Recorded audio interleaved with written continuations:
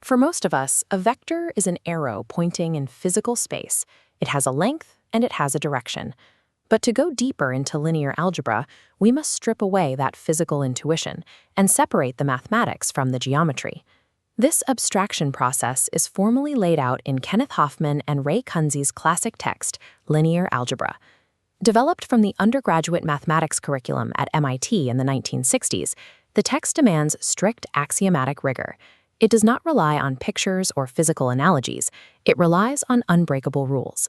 The text defines a vector space using 3 raw ingredients: a field of scalars, such as real or complex numbers, a set of objects called vectors, and 2 specific operations connecting them: vector addition and scalar multiplication.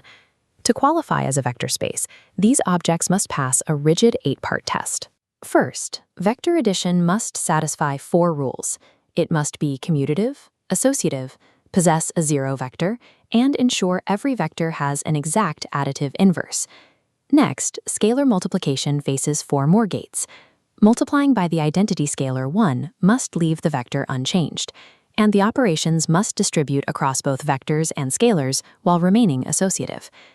These 8 algebraic gates are derived from how physical arrows behave when placed tip to tail to form a parallelogram. The diagram shows how the geometry of the parallelogram rule maps directly to the algebra. If any mathematical object can pass through all 8 of these logical gates, it earns the right to be treated as a vector. The physical shape of the object is irrelevant as long as it obeys the contract. Hoffman and Kunze immediately test this framework with the n-tuple space.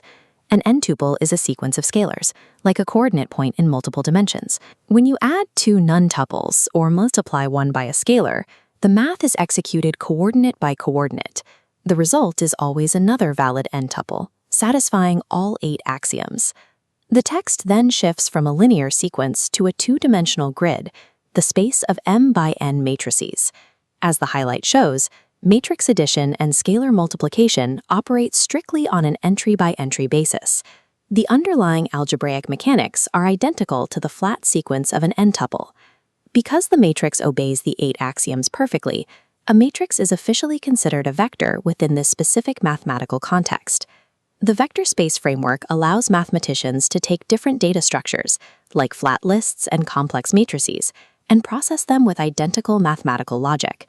The text then scales to continuous objects, establishing the space of all functions that map a set S into a field F.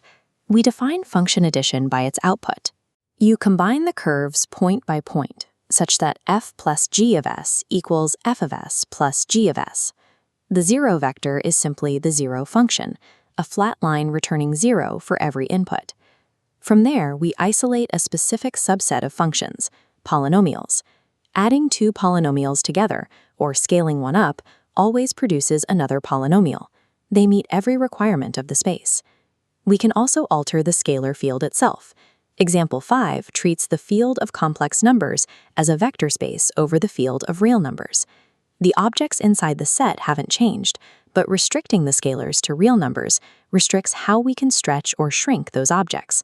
The choice of the scalar field dictates the dimension and structure of the space. The vector space label is a behavioral contract. Anything from a geometric line to a complex number can sign it, provided they obey the operations. Running every new mathematical object through an 8-part checklist is impractical for complex systems. To bypass this, Hoffman and Kunze introduced the subspace. This is a subset embedded within a known vector space that inherits the properties of its parent. Theorem 1 provides a singular test for a subspace, closure under linear combinations. If you multiply any vector alpha in the subset by a scalar c and add any other vector beta from that subset, the result must stay inside the subset. Example 6 details trivial subspaces, the 0 vector or the parent space. A subset where the first coordinate is 0 is valid, but consider x1 equals 1 plus x2. Multiplying by 0 yields the origin point, outside the set. It fails closure. Applying this closure rule to grids, the set of all symmetric matrices forms a valid subspace within the realm of square matrices. Example 7 applies this to linear equations, defining the solution space of a homogeneous matrix equation, A times x equals 0. If x and y are solutions, then A times the linear combination cx plus y distributes out to c times ax plus ay.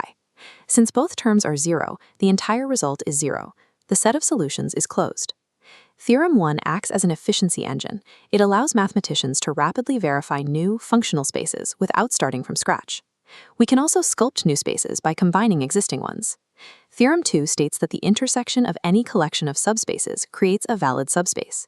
Because every subspace must contain the 0 vector, their intersection is never empty. And if two vectors exist in all the intersecting subsets, their linear combination is guaranteed to exist in all of them as well. Example 9 demonstrates this by intersecting constraints on 2x2 matrices.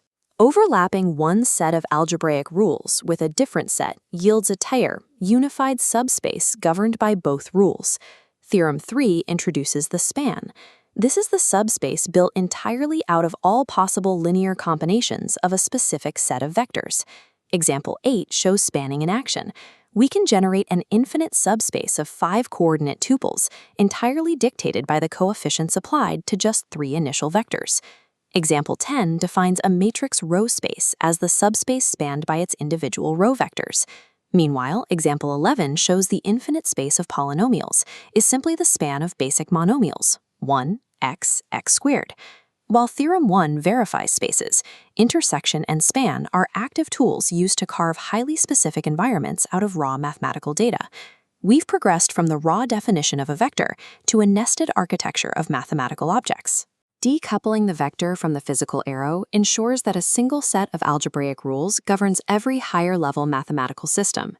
Whether manipulating a flat tuple, a matrix grid, or a continuous wave, you are bound by the exact same algebraic laws. Theorems 1, 2, and 3 provide the shortcuts that make navigating and constructing these abstract spaces practical. With the spaces constructed, the next logical step in the curriculum is defining bases and dimension to accurately measure their size and limits. If you found this breakdown useful, subscribe and leave a comment letting us know which advanced mathematics text we should cover next. Linear algebra provides the structural foundation for organizing reality's most complex data. The calculation is secondary to the architecture.